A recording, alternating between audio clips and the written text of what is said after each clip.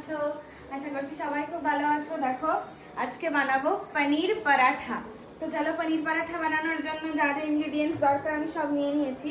এখানে দেখো আমি আটা ময়দা একসাথে করে মেখে রেখেছিলাম। এর মধ্যে দিয়েছি একটু লবণ, একটু চিনি আর একটু তেল দিয়ে ভালোভাবে ময়ান দিয়ে তারপর একটা ডো বানিয়ে রেখেছিলাম। কত সফট হয়েছে, তার মধ্যে একটুখানি তেল মাখিয়ে রেখেছিলাম। আর দেখো পনির পরাঠা বানানোর জন্য পনিরের যে পুরটা, সেখানে আমি পনিরটাকে গ্রেট করে নিয়েছি। তার মধ্যে দিয়েছি কাঁচা লঙ্কা, আদা গ্রেট করে দিয়েছি।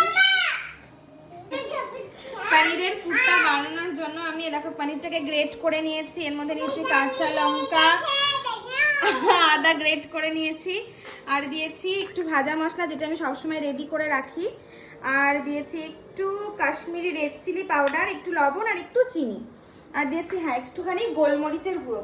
আর দেখো এই দেখো ধনে পাতা দিয়ে দেবো এইবার।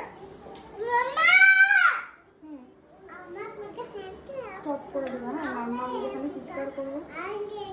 দেখো ধনে পাতাটা এবার ভালো করে কুচি করে নিয়ে দেখো পনিরের কিন্তু পুরটা আমার রেডি।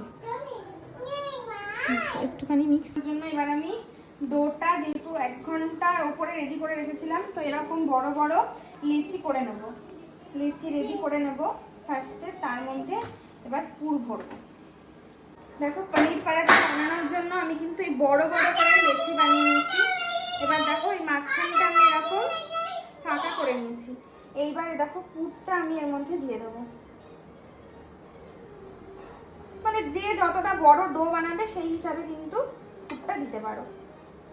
এবার ভালো করে এর মধ্যে পুরটা দিয়ে এই দেখো মুখটা ভালো করে সিল করে নিতে হবে। দেখো ভালোভাবে করতে হবে যাতে এটা বেরিয়ে না যায়, বুঝেছো? তো চলো একইভাবে এইটাও করে নেবো। এই দেখো মাঝখানটাকে এইরকম ভাবে একটু জায়গা করে নিয়ে পুরটা ভরার মতন জায়গা করে নিতে হবে, একটু বড় করে। এটা একটু পাতলা করে নেবে, তাহলে মাঝখানটা পুর ভরার জায়গাটা একটু বড় হবে। পুরটা দিয়ে দিলাম।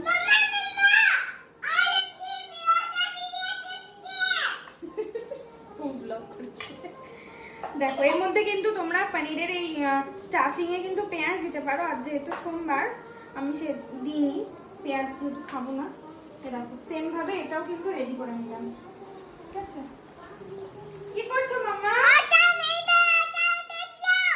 ওকে, তুমি আর রুটি বেলছো? এটা কে খাবে? পাপা খাবে? এবার যে আমার লাগবে ওইটা, হ্যাঁ এবার তো আমার বেলুন চাকি লাগবে মাম্মা।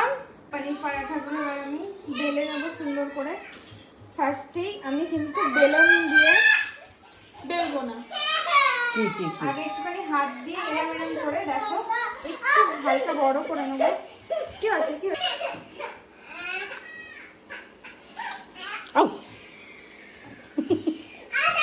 দেখো বেলে নিয়েছি। দেখো এবার পরাঠাগুলোকে আমি কিন্তু জাস্ট টেপিট ওফিট করে একটু সেকে এইভাবে রেখে দেবো।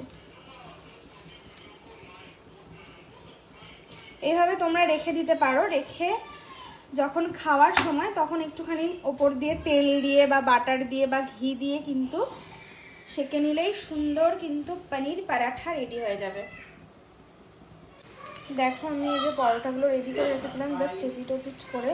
তো এবার কড়াইতে সাদা তেল দিয়ে এবার কিন্তু আমি পরোটাগুলো ফ্রাই করে নিচ্ছি। দেখো ফ্রাই করার পর দেখেছো তেল দিয়ে কতটা সুন্দর লাগছে দেখতে।